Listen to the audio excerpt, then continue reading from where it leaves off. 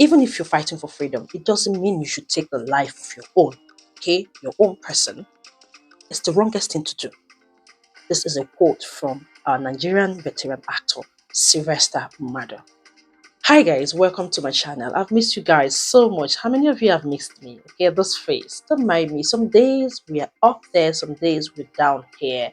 Some days things don't just work out the way we plan it, but it doesn't mean that we're going to give up. Okay, we just have to dust our shoes and we keep going. I hope you guys are doing great. We all remember it's all December, and I want you to understand something. Even if you made a plan from January to now and it didn't work out, don't just give up. Okay, anything can happen in the last minute. Just keep the mind going. Just keep the positive vibes going. Everything's going to be fine. Okay, the national president of Actors Guild of Nigeria, by name Emeka Rollas, okay, made a post following the attack, okay, of our veteran actor Sylvester Mado on after shoot, and people were like, and this happened in Cameroon, and people were like, oh, is he safe? What is happening? Different stories. Is he involved in something that is not right? And he was a target. So he came on Instagram. He told us that they are working hard to make sure that Sylvester Mado is brought home back to Nigeria safely. And people were like, okay, thank God. Then Sylvester has come out to tell us what happened, following that event. And it's what he said, that he doesn't wish that on anybody. He said, even if you're fighting for freedom, it doesn't mean you should kill your own. It doesn't make sense at all. That is the wrongest thing to do. And he said, they underestimated my popularity. They couldn't imagine I would pull such crowd, okay, with my presence.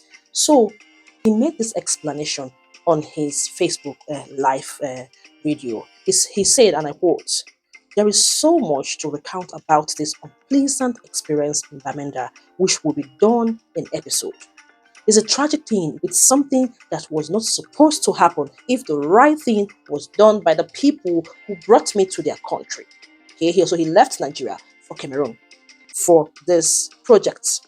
So for the matter of fact, they underestimated my popularity. They couldn't imagine that I would pull such a crowd with my presence. So adequate securities were not made at all, knowing that their country is a volatile place with a whole lot of commotions and crisis going on.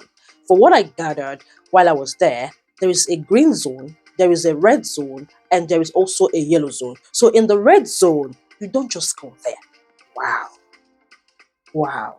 I've never had something like this before. I'm a stranger, so there is no way I would have known that they were taking me that night to the red zone. Guys, what do you think? Was this planned or not? Because I believe anyone that is organizing an event, you're bringing somebody that is not from your country, so you bring in a visitor to come and play something, or maybe to come and perform, or to come and do some work with you. So you ought to make sure that security is in place, that the event is being planned well. Okay, so for something like this not to happen. So let's continue, guys. The kind of crowd that I pulled, the streets were blocked, traffic everywhere. Any sensible organizer will know that this man is not ordinary and should make proper security management, which was a promise that was made to me. Messages of how my movement would look like, voice notes out of like 100%, but to him it was 0%. So nothing was done in terms of security, knowing fully well that kind of person is coming in and he's not even aware that there was something like red zone, green zone, yellow zone. Okay, that is wrong. I didn't want to pull the diva attitude of a movie star to say I am not going anywhere if you don't get the security you promised. Okay? So one of the reasons that made me to relax is because the kind of personality I am. I am a free, moral personality. I like to mingle with people, seeing the sharing of the people. I feel I'm loved and I'm accepted. And this is who Sylvester is.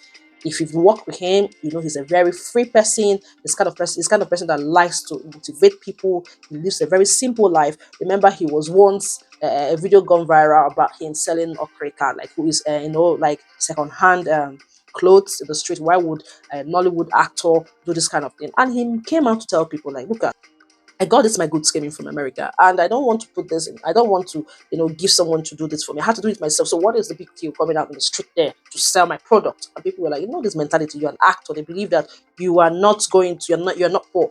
That's not how to do it. Like me, I like my simple life. I don't like any maybe kind of a complicated life. Tomorrow you will see something to tear me down. It's not going to happen. So guys, let's continue. He said there are a group of persons that were not happy with my presence. Probably they have a notion that I don't know of.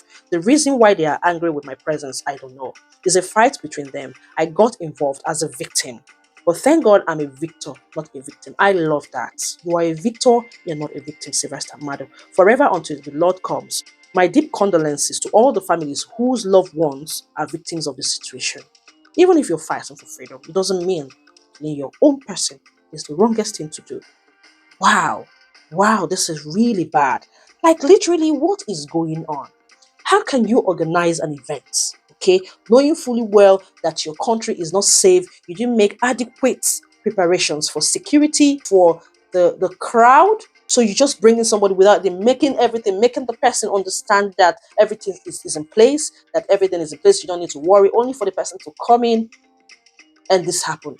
I just my worry here is that people lost their lives in this process. And these are the things that are not supposed to happen. So, but something I love here that he said. He said, even if you're fighting for freedom, you do not need to kill your own. Sometimes I ask myself, how do people take lives they do not know how it was created? Well, guys, what do you think about this thing? But I thank God that he returned back home safely, and this has also, opened our minds that if we are booked, for example, if one is booked to go and perform or maybe work in another country, you need to really look back and make some research about that country and see what is happening in the country and find a way to make sure that you're safe. If your organizers are not making that, please pull their ears, make sure that they make those safety things available at the right time, at the right place. No life is worth taking. No life is worth dying for. It's not fair on the people. So we want to thank God that he's bad, and we just heard what he said. Guys, it's really bad. It shows that really things are happening, and we don't know when all this fighting is going to end. We just pray for safety for everyone. We also send our heartfelt condolences to the families that lost their loved ones. Nobody is worth dying. Guys, kindly share your thoughts, share this video, okay? And don't forget to subscribe and follow my page. Okay, see you guys in my next video. And always know that it's love from my side. In your low moment, in your down moment, try your possible best to just keep going. Put a smile on your face, okay? Dust your shoes off. Just keep going. I love you guys. Bye.